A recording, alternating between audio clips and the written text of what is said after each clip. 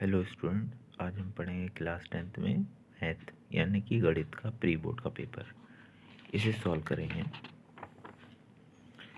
सबसे पहले इसमें क्वेश्चन है, यदि 42 तथा 15 का एलसीएम 210 है तो 42 15 का एचसीएफ होगा। यानी if LCM of 42 and 15 is 210 then HCF of 42, 15 will be. यानी 42 और 15 का हमें एचसीएफ बताना है। तो देख लिए, एचसीएफ का मतलब होता है हाईएस्ट कॉमन फैक्टर, मतलब कि मासा। तो जो भी नंबर लिखे होते हैं उन्हें हम अलग अलग लिख लेते हैं। ये अलग अलग लिख लिया और इनके फैक्टर कर लिए। इसमें जो नंबर कॉमन था उसे लिख दिया। यही होता है एचसीएफ। एलसीएम का मतलब होता है मासा, यानी जितने भी नंबर आए हैं उन सबको सॉल्व करना है और उनकी मल्टीप्लाई करनी है। मल्टीप्लाई करके जो वैल्यू आएगी वही कहलाती है एलसीएम। क्वेश्चन नंबर 2 देखिए, संख्या 240 का अभाज्य गुणनखंड होगा। यानी prime factorization of the number 240 will be. Factorization करना है यानी फैक्टर। तो देखिए 240 के फैक्टर कर लिए, ये फैक्टर हो गया। 2 4 टाइम आया, 1 2 3 4, तो लिख दिया 2 की पावर 4 मल्टीप्लाई 3 मल्टीप्लाई 5, क्योंकि जो ऑब्जेक्टिव क्वेश्चन था उसमें इसी टाइप से दिया हुआ था। फिर नेक्स्ट क्वेश्चन है समीकरण 2x plus 3y plus 5 is equal to 0 और minus 4x minus 6y equal to 10 का हल होगा। यानी ये दोनों इक्वेशन को सॉल्व करना है, हल करना है। तो फर्स्ट इक्वेशन लिख ली और फर्स्ट इक्वेशन की वैल्यू मान ली a1x plus b1y plus c1 is equal to 0। यानी a1 की वैल्यू 2, b1 की वैल्यू 3 और c1 की वैल्यू 5। ऐसे ही जो क्वेश्चन में सेकंड इक्वेशन लिखी हुई थी, दूसरी समीकरण -4x minus 6y is equal to 10, इसको भी सपोज कर लिया। -4x minus 6y minus 10 plus 10 था, इस साइड लाए -10 हो गया। तो a2x plus b2y plus c2 is equal to 0। तो यहाँ से a2 की वैल्यू -4 हो गई, b2 की वैल्यू -6 और c2 की वैल्यू -10। अब हमने क्वेश्चन सॉल्व किया। a1/a2, a1 की वैल्यू ये है और a2 की वैल्यू -4 है। तो 2/-4 लिखा, तो सॉल्व होके a1/a2 की वैल्यू आ गई -1/2। अब हम b1/b2 की वैल्यू सॉल्व करेंगे। b1 की वैल्यू 3 और b2 की वैल्यू -6। तो ये हमने वैल्यू पुट कर दी -6/3 और सॉल्व कर लिया। b1/b2 की भी वैल्यू वही आई -1/2, जो a1/a2 की वैल्यू आई थी -1/2। अब हम सॉल्व करेंगे c1/c2। ये देखिए c1/c2 सॉल्व किया, ये भी -1/2 आ गया। तो हम कह सकते हैं कि a1/a2 इक्वल है b1/b2 के और b1/b2 इक्वल है c1/c2 के। यानी ये तीनों वैल्यूज जो आई हैं a1 a2 b1 b2 c1 c2 के, ये सब इक्वल आई हैं। तो हम कह सकते हैं सॉल्यूशन है इनफाइनाइट सॉल्यूशन, यानी इसके बहुत से सॉल्यूशन होंगे। समीकरण के अनेक हल होंगे, समीकरण के अपरिमित रूप होंगे। ऑब्जेक्टिव में भी इसी टाइप से दिया हुआ था ये क्वेश्चन। तो देखिए इनफाइनाइट यानी मैनी सॉल्यूशन होंगे, अपरिमित रूप से अनेक हल होंगे इसके। फिर क्वेश्चन था 6x² माइनस 7x प्लस 5 के शून्यकों का गुणनफल होगा। Product of zeros of quadratic polynomial 6x² minus 7x plus 5, इसे सॉल्व करना था। देखिए इक्वेशन लिख ली और लिख दिया। मूलों का योग यानी सम ऑफ रूट होता है अल्फा प्लस बीटा, जिसकी वैल्यू होती है -b/a। मूलों का गुणनफल यानी product of root alpha into beta, इसकी वैल्यू होती है c/a। तो 6 है, इसे a सपोज कर लिया, इसे b और इसे c। ऑन कंपेयरिंग कंपेयर कर लिया, तुलना किससे कर ली, ax² plus bx plus c से। तो हम कंपेयर कर लेते हैं ax² plus bx plus c से। तो यहाँ से a की वैल्यू मिल गई 6, b की वैल्यू मिल गई -7 और c की वैल्यू मिल गई 5। अब हमें मूलों का योग बताना है यानी सम ऑफ रूट। तो सम ऑफ रूट के लिए लिख लेंगे अल्फा प्लस बीटा, तो -b/a यानी माइनस माइनस प्लस, तो 7/6 हो गई। फिर प्रोडक्ट ऑफ रूट होता है c/a यानी मूलों का गुणनफल। तो अल्फा इंटू बीटा की वैल्यू हुई 5/6।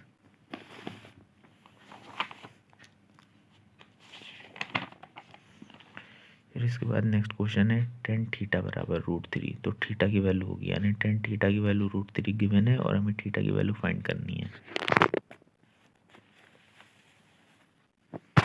देखिए tan theta is equal to √3। Tan theta √3 value होती है टेन 60 की, 10 से 10 कैंसिल हो गया, तो theta is equal to 60 degree आ गया।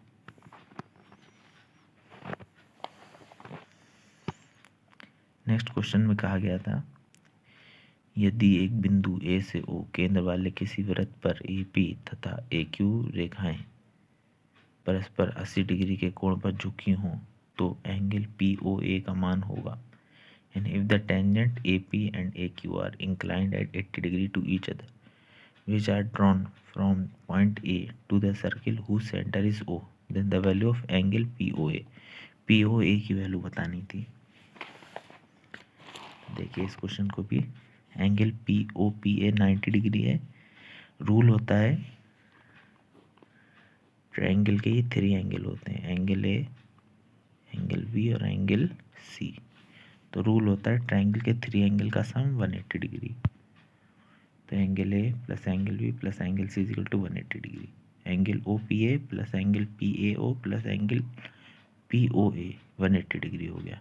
तो फर्स्ट एंगल 90, सेकेंड एंगल का हाफ यानी 80 का हाफ 2 और फिर एंगल पी ओ ए, इन दोनों एंगल को प्लस कर लिया तो 130 हो गया। 130 में से 180 में से 130 माइनस कर लिया तो एंगल पी ओ ए 50 डिग्री आ गया।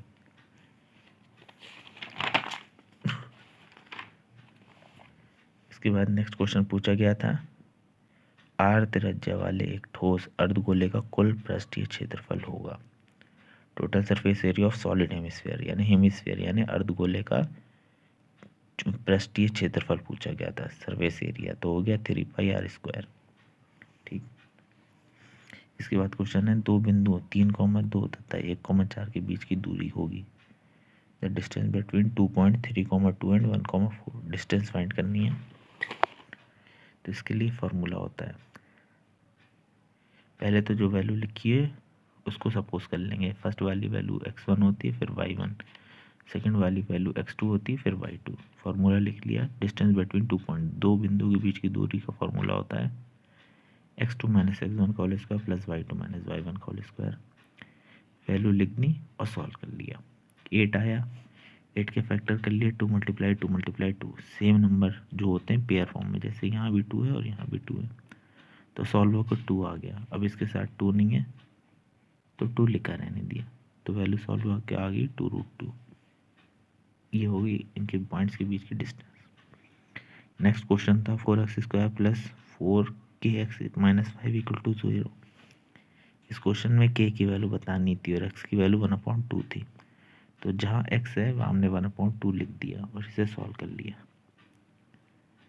1/2 का स्क्वायर 1 का स्क्वायर 1 और 2 का स्क्वायर 4, 4 से 4 कैंसिल कर दिया, यहाँ बचा 4k/2, 2 से 4 को कैंसिल कर दिया बचा 2, 2 के 1 में से 5 माइनस सॉल्व कर लिया तो -4 राइट साइड में आके हो गया +4, तो k इज इक्वल टू 4/2।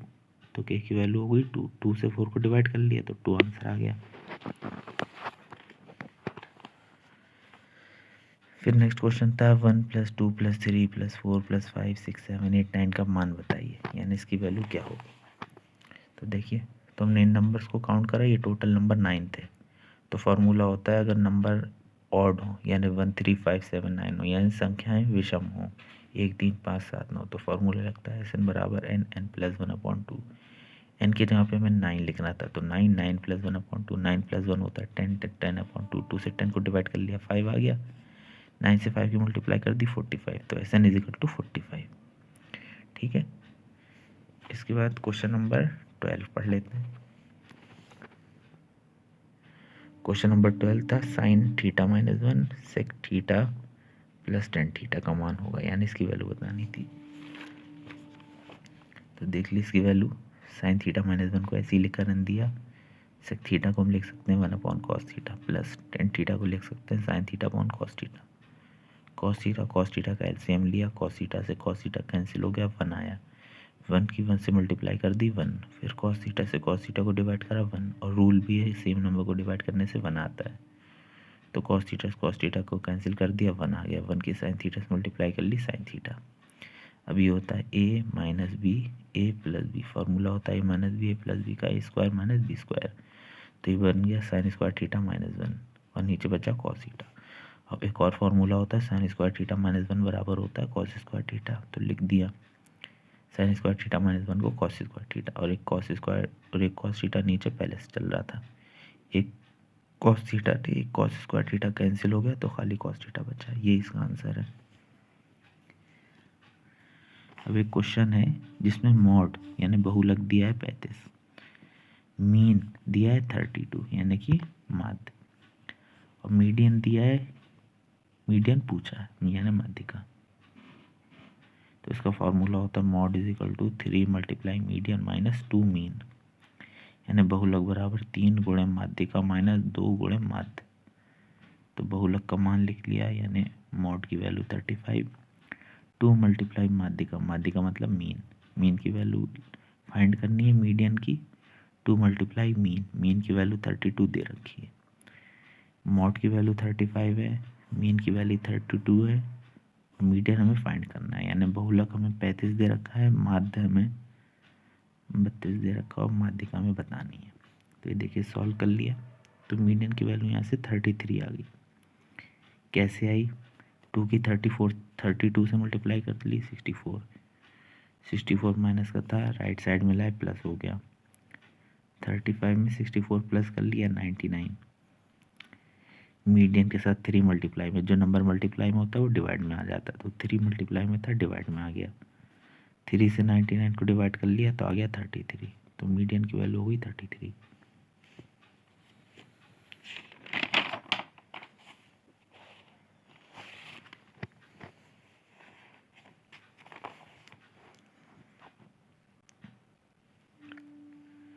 इसके बाद नेक्स्ट क्वेश्चन है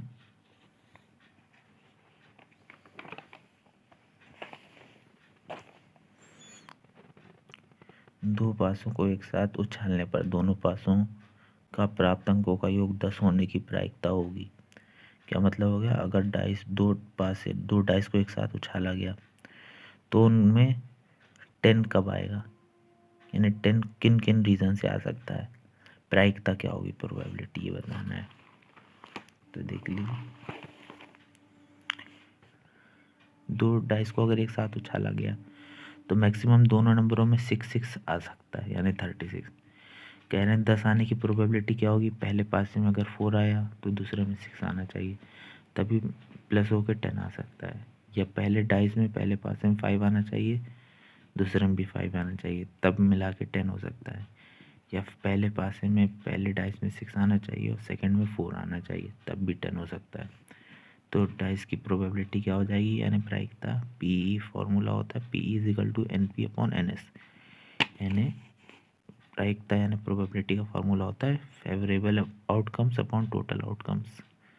तो फेवरेबल आउटकम्स है 3 और टोटल आउटकम्स है 36, डिवाइड कर लिया, 3 1 ज़ा 3 और 3 2 ज़ा 6, तो प्रोबेबिलिटी क्या हो गई 1/12, यानी 10 आने की प्रोबेबिलिटी 1/12 है।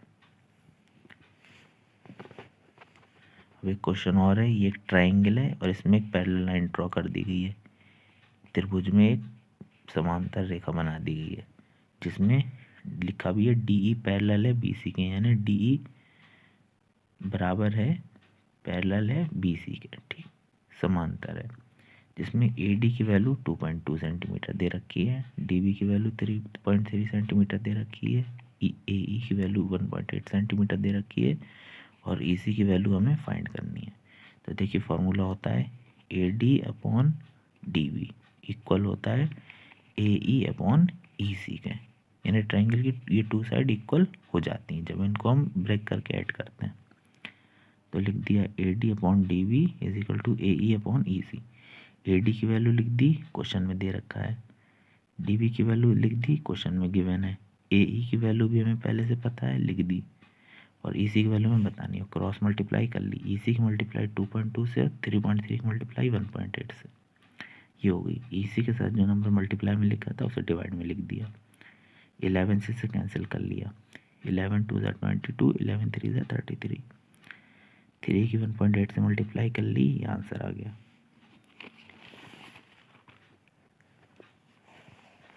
नेक्स्ट क्वेश्चन टेबल वाला दे रखा है, क्लास इंटरवल, ये दे रखा फ्रीक्वेंसी, और हमें इसमें मॉड बताना है, बहुलक बताना है। बहुलक यानी जो नंबर सबसे ज़्यादा बार आया हो। तो सबसे ज़्यादा बार कौन सा नंबर आया है? 30 से 40 तक, क्योंकि वो 8 बार आया है। बाकी 7, 4, 5 और 6 8 से छोटे होते हैं, यानी 8 बिग नंबर है, यही बताना था। इसे कहते हैं मॉड, बहुलक, यानी जो नंबर सबसे ज़्यादा बार रिपीट होता है, सबसे ज़्यादा बार आने वाली संख्या बहुलक कहलाती है। Number repeated maximum time is called mode. Next question दे रखा है tan theta into cot theta, करेंस की वैल्यू फाइंड करिए। तो tan थीटा को हम लिख सकते हैं 1/cot थीटा, और कॉट थीटा पहले से भी दे रखा है, तो सेम हो गए तो कैंसिल कर दिया, सेम नंबर को कैंसिल करने से 1 आता है। नेक्स्ट क्वेश्चन है कि 12, 15 और 21 का लासा ज्ञात करिए, यानी 12, 15 और 21 का एलसीएम बताइए। तो एलसीएम का मतलब होता है जो भी नंबर गिवन है, जो भी नंबर दे रखे हैं, उसको एक साथ फैक्टर कर लें। तो एक साथ फैक्टर कर लिए, इसकी वैल्यू आ गई 420। तो इसका एलसीएम 12, 15 और 21 का हो गया 420। नेक्स्ट क्वेश्चन पढ़ लेते हैं। If the point 2, 3, 4, k and 6, 3 are collinear, then the value of the k will be, k की वैल्यू बतानी है अगर ये पॉइंट कोलिनियर हो। कोलिनियर का मतलब एक ही लाइन में पाए जाने वाले। ये देखिए, कोलिनियर का मतलब सररेखीय। अगर बिंदु सररेखीय हो तो ज्ञात करिए, यानी इसमें फार्मूला लगेगा एरिया ऑफ ट्राइंगल का, त्रिभुज का क्षेत्रफल। इसका फार्मूला होता है half x1 y2 minus y3 plus x2 y3 minus y1 plus x3 y1 minus y2 बराबर 0। सबकी वैल्यू लिख दी। ये x1 y1 है, ये x2 y2 है, ये x3 y3। ये देखिए सबकी वैल्यू लिख दी और सॉल्व कर लिया। k की वैल्यू यहाँ से 3 आ गई। कैसे ये सॉल्व हुआ? तो 2 डिवाइड में था, डिवाइड वाली चीज़ें मल्टीप्लाई में आती हैं, तो 0 को मल्टीप्लाई में आ गया, 0 से मल्टीप्लाई हुई 0 हो गया। 2 की k से मल्टीप्लाई हुई 2 के, 2 की 3 से मल्टीप्लाई हुई 6, 4 की 0 से मल्टीप्लाई हुई 0, 6 की 3 से मल्टीप्लाई हुई 18, 6 की k से हुई 6 के। उसके बाद इसे सॉल्व कर लिया।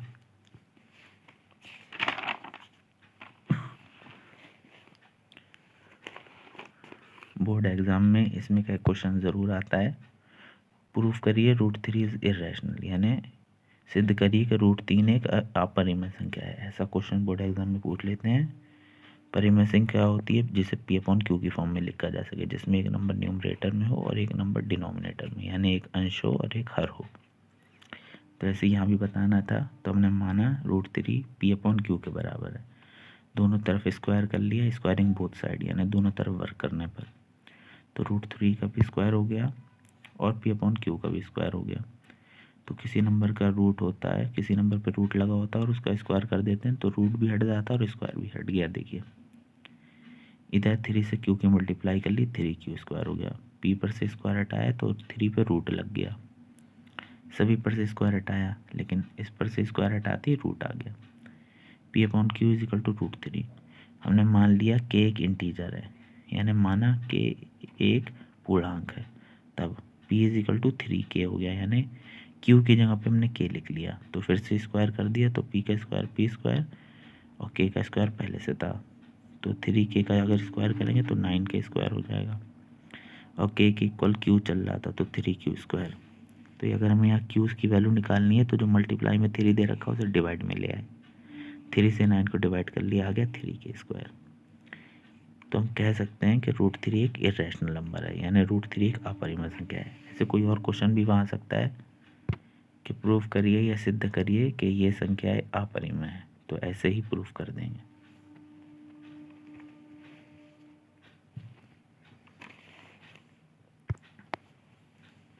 फिर एक क्वेश्चन दे रखा था 1 + sec a upon sec a is equal to sin square a upon 1 minus cos a। ये प्रूफ करना था, तो हमने लेफ्ट हैंड साइड ले ली, यानी ये वाली side. 1 + sec a upon sec a।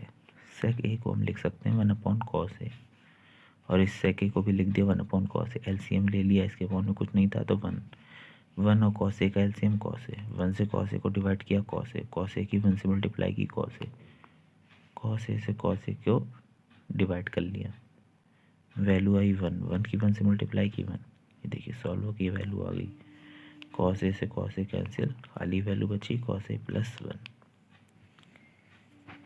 और साइन स्क्वायर थीटा होता है 1 माइनस कॉस स्क्वायर थीटा, यानी sine square is equal to 1 minus cos square. अब हमने राइट हैंड की वैल्यू लिखी, राइट हैंड साइड, ये है राइट हैंड साइड, इसको सॉल्व करेंगे ये आ जाएगा। अभी हमने ये सॉल्व किया था तो ये आ गया था।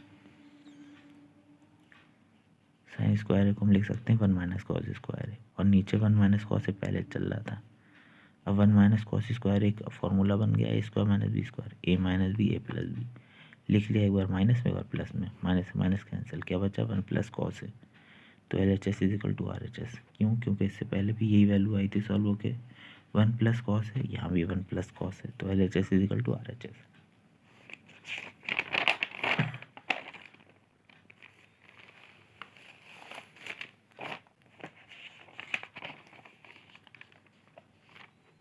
जो क्वेश्चन अभी हमने सॉल्व किया था, अब ये सारणी का माध्य ज्ञात कीजिए। क्या मीन्स हो गया, इस क्वेश्चन में हमें क्या फाइंड करना है, मीन फाइंड करना है। ये क्वेश्चन है, यहाँ पर हिंदी में लिखा है और यहाँ पर इंग्लिश में लिखा है, तो देख लेंगे। टेबल दे रखी है, लिख ली। फ्रीक्वेंसी दे रखी है, बारंबारता लिख ली। इसे वर्ग अंतराल कहते हैं, क्लास इंटरवल, इसे एक्स से लिखते हैं। फ्रीक्वेंसी यानी बारंबारता, इसे एफ से लिखते हैं। फिर हमें मध्य मान निकालना होता है, एवरेज। कैसे निकलता है, इन दोनों को प्लस करिए और 2 से डिवाइड कर दिए, तो 10 और 0 को प्लस करा तो 10 आया, और 2 से डिवाइड करने पे 5 आया। इन दोनों को प्लस करिए 10 और 20 को, तो 30 हो गया, और 2 से भाग कर दीजिए तो 30 का आधा 15। 20 और 30 को प्लस करिए और 2 से डिवाइड कर दिए, 50 आया, 50 को 2 से डिवाइड करा 25। फिर से इन दोनों को प्लस करिए, देखिए यहाँ प्लस हो रहा है, प्लस होने पे 70 आया और 2 से डिवाइड कर दिया। फिर ऐसे इन दोनों को प्लस करा और डिवाइड कर दिया, फिर इन दोनों को प्लस करा और डिवाइड कर दिया, ये आ गया। अब हमें निकालना है एफ मल्टीप्लाई एक्स आई, यानी एवरेज मान को एक्स आई कहते हैं। एफ ये है और एक्स अभी आया एक्स आई, तो 7 की 5 से मल्टीप्लाई कर दी 35, 5 की 15 से मल्टीप्लाई कर दी 75, 8 की 25 से मल्टीप्लाई कर दी 200, 13 की 35 से मल्टीप्लाई कर दी 455, 20 की 45 से मल्टीप्लाई कर दी 900, 7 की 55 से मल्टीप्लाई कर दी 385। अब हमें सिग्मा एफ एक्स आई निकालना है। सिग्मा का मतलब होता है प्लस करना है, यानी ये वाली जो टेबल की वैल्यू दे रखी है इनको प्लस करिए, तो इन सबको प्लस कर दिया तो आ गया 2050। अब हमें फाइंड करना है सिग्मा एफ, यानी सिग्मा एफ भी प्लस करना है। सिग्मा का मतलब होता है प्लस करना, सम करना। तो ये एफ दे रखा है, इसको प्लस कर लिया, इनकी वैल्यू को प्लस करने पे आ गया 60। हमें निकालना है माध्य, यानी माध्य को इंग्लिश में कहते हैं मीन, और शॉर्ट में इसे लिखते हैं एक्स बार। इसका फार्मूला होता है मीन फाइंड करने का, sigma f x i upon sigma f. Sigma f x i हमने अभी फाइंड करा, लिख लिया। सिग्मा एफ 60 है, हमने लिख लिया और डिवाइड कर दिया, ये इसका आंसर आ गया।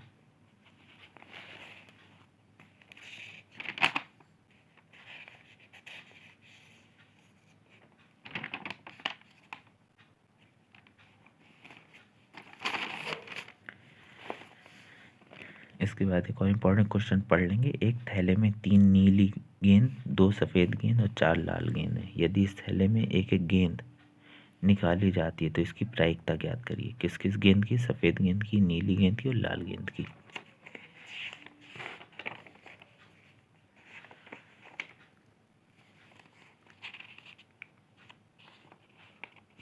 इंग्लिश में भी क्वेश्चन पढ़ लेंगे। ए bag contain 3 blue ball, 2 white ball, 4 red ball.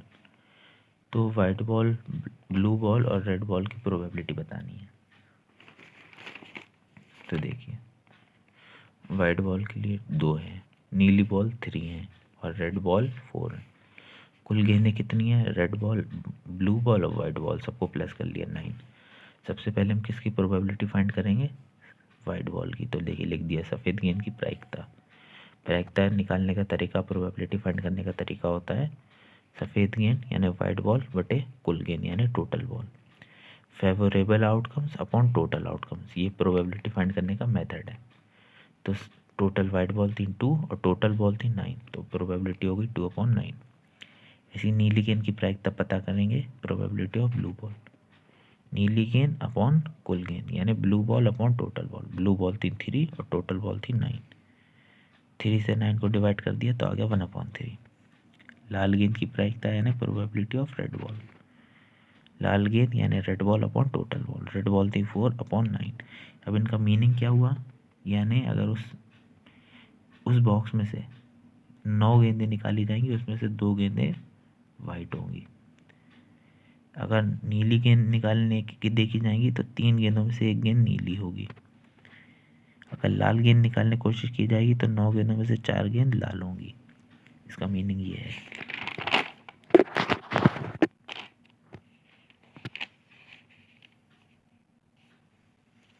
Next question cylinder वाला था आपका, ये है। एक बेलनाकार गिलास का आंतरिक व्यास 5 सेंटीमीटर है, परंतु गिलास के निचले आधार में एक बार त्रिज्या की उभरा हुआ अर्धगोला जिससे गिलास की धारिता कम हो जाती है। यदि गिलास की ऊंचाई 10 सेंटीमीटर हो तो गिलास की आभासी धारिता तथा वास्तविक धारिता ज्ञात कीजिए। इंग्लिश में भी पढ़ लीजिए question. The inner diameter of the cylindrical glass is 5 cm, but the bottom of the glass has a hemispherical raised portion of the same radius, which reduces the capacity of the glass. If the height of the glass is 10 cm, then find the apparent capacity of the glass and its actual capacity. ये height दे रखी है, ये radius यानी ये ऊंचाई दे रखी है और ये त्रिज्या।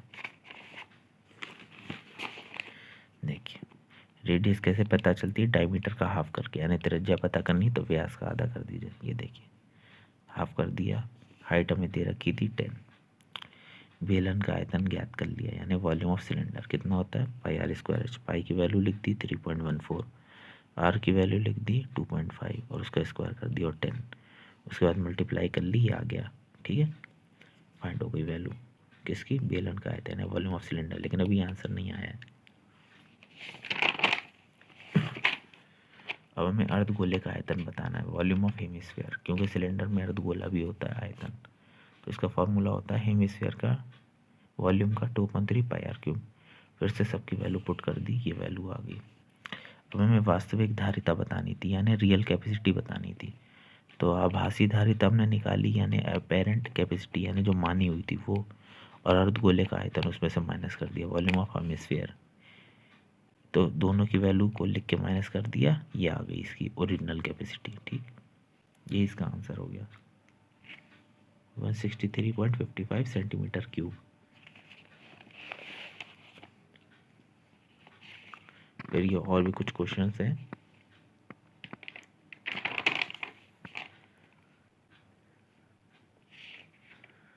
हाइट एंड डिस्टेंस के क्वेश्चन भी वहाँ पूछे जाते हैं। एक इम्पॉर्टेंट बात, जैसे कि क्वेश्चन था, इसको सॉल्व किया गया लेकिन इसके फैक्टर नहीं हो रहे हैं। लास्ट नंबर के फैक्टर किए जाते हैं, जब फैक्टर नहीं होते हैं तो इसको ए सपोज कर लेते हैं, इसे बी और थर्ड वाली वैल्यू को सी। किसी क्वेश्चन के अगर फैक्टर ना हो तो फिर उसे इस फॉर्मूले से सॉल्व करते हैं। x = -b + -b² - 4ac/2a। b की वैल्यू सपोज जो की थी उसे लिख दिया, फिर यहाँ b का स्क्वायर, फिर 4, फिर a की वैल्यू, फिर c की, और उसे सॉल्व कर लिया।